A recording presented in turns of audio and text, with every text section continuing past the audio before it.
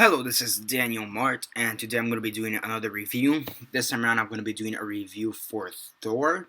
So, yeah, the original Thor movie.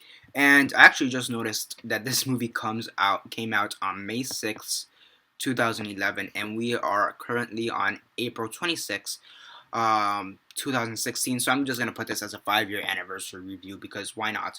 Funny, I just realized Civil War, the actual Civil War movie. I'm gonna be reviewing the Civil War comic pretty soon as well.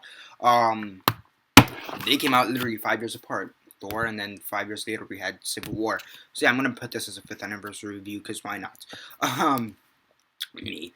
So yeah, so the original Thor movie from 2011, May 6th, 2011 to be more specific. It stars Chris Hemsworth, Natalie Portman, Tom Hiddleston, Anthony Hopkins, Stalin Skarsgård. I hope I got that name right. Kat Dennings, Clark Gregg,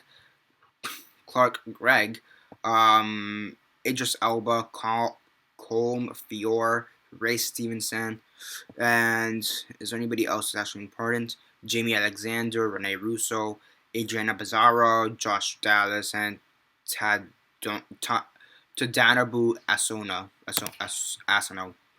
I believe that's basically it. And Stanley, yeah, you have to have that Stanley cameo. So, yeah, before I begin though, 10-second spoiler warning as usual. For those who have yet to actually watch the movie and haven't already, stop the video, go check it out, and come back and watch the rest of this review. 10-second spoiler warning as usual, starting now.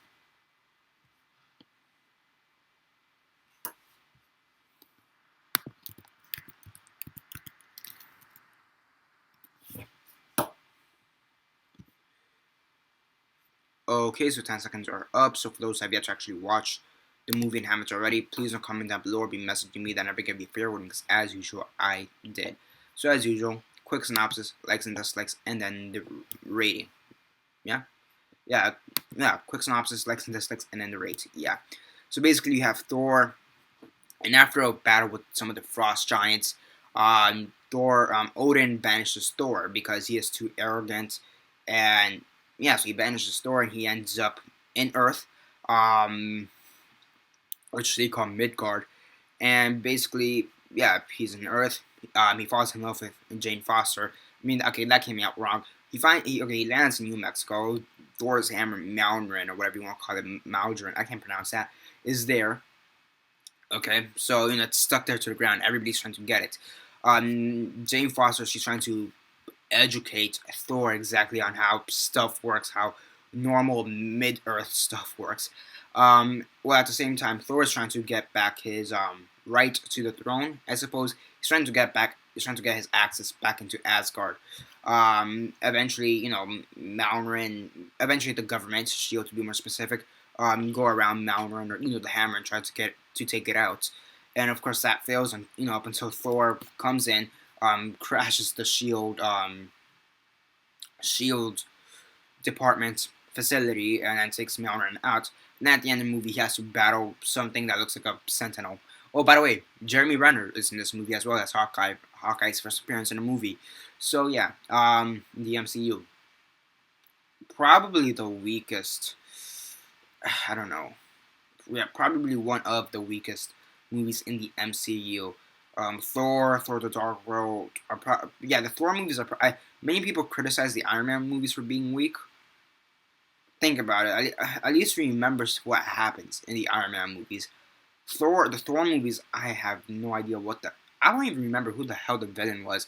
I mean, Loki was kind of the villain, but not really. I mean, Loki, I guess, could argue he was the villain. But I really didn't see him as the villain in this movie. I felt like Thor, like this movie didn't really have a villain. I'm not saying that's a good thing or a bad thing. I mean, so we're about to see Civil War, and that technically, Civil War does have a villain. It's Crossbones, but like it's one of those things like why even bother? And Armin Zola, like one of those things like why even bother if it's gonna be good? Our heroes fighting against each other. So yeah, I mean here I just didn't really feel. I mean, okay, Chris Hemsworth's first outing as Thor was great. That's all I could really say. I mean, sure, the special effects were great. Again, that's given. But yeah, it didn't. And Asgard looked incredible. and all the other planets. That looked great, but aside from that, I can't really say anything really stood out in Thor. I mean, at least in some of the, or I mean, yeah, I'd have to say Thor is probably the weakest movie of the whole MCU as a whole. I mean, at least in Thor: The Dark World, I remember Malekith or whatever he was in the Dark Elves, whatever that shit was. At least I could barely remember that. And at least they had a pretty good action sequence, um, right in that city, someplace. They had a pretty good fight, and I remember it being like trans-dimensional. They were like bouncing through dimensions and whatever. In Iron Man 2, you have Whiplash. That he was actually pretty memorable. And in Iron Man 3, you had the surprise of who the fuck the Mandarin really was. So, I mean, I'd have to say Thor is honestly the weakest movie because I watched it and barely even remember what the fuck happened in that movie. So, and it's been like a day, maybe 2 days since I watched it. So, yeah, I'd have to say Thor's the weakest movie. I'll say Chris Hemsworth was great as Thor. Um, the action was decent. The special effects were decent. Tom Hiddleston was great as Loki, which we got to see more of in the Avengers. Clark Gregg was good as Agent Coulson. And